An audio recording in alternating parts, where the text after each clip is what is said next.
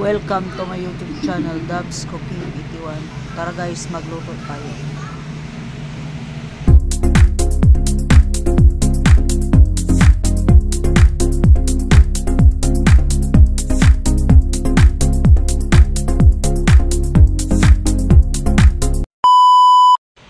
Ito guys, nalinis ko na to siya. Isang kilo to yung isang piraso. Kaya nakikita nyo guys, orange na siya. Ang gagawin ko dito ay bibiakin ko na para mabilis ang pagkain nito guys. Ayan guys, niluto na yan siya sa Sprite. Hindi ko na pinakita kung paano ko siya niluto sa Sprite guys. Basta pinakulo ko lang yan siya sa Sprite. Then ayan. Yan, hindi siya masyado mataba. Tanggalin lang natin yung parang papel-papel niya yan guys. Kasi ayan ay hindi naman makain. Kaya linisin muna natin ang mabuti ang loob. Pero luto na yan siya guys. Bibiakin ko lang yung kanyang dalawang sipit para ready to eat. Ayan guys. Kahit yung cracker hindi kaya ng ang kanyang sipit guys kasi sobrang laki.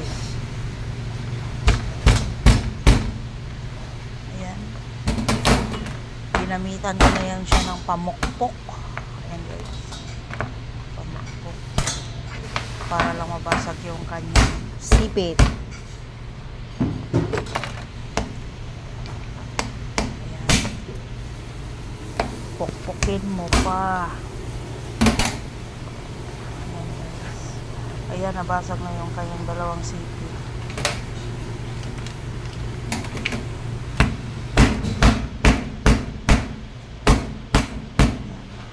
Sobrang tigas. Isipin mo yung isang piraso, 1 kilo. Diba? Makasanap all ka talaga. Binabasag ko lang yan siya guys para pag nilagyan ko siya ng sauce, sisip-sip yung sauce sa loob ng kanyang laman makain. Guys, tapos na pala. Guys, babe. Yan.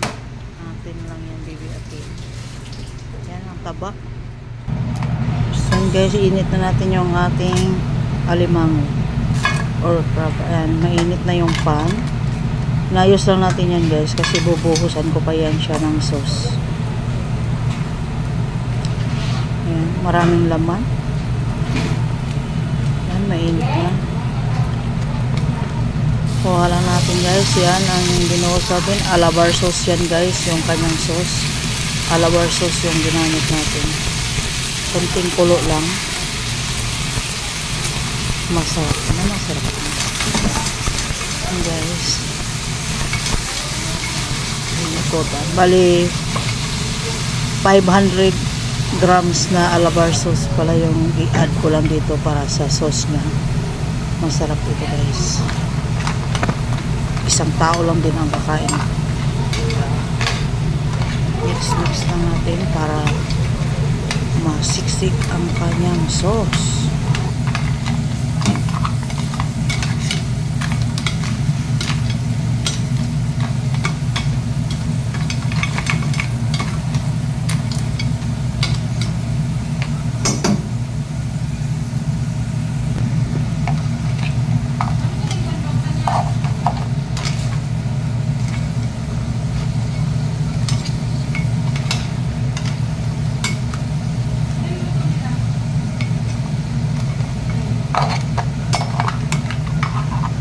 Thank you for watching Dabs Cooking. Don't forget to like, comment, and share. Thank you guys. Bye.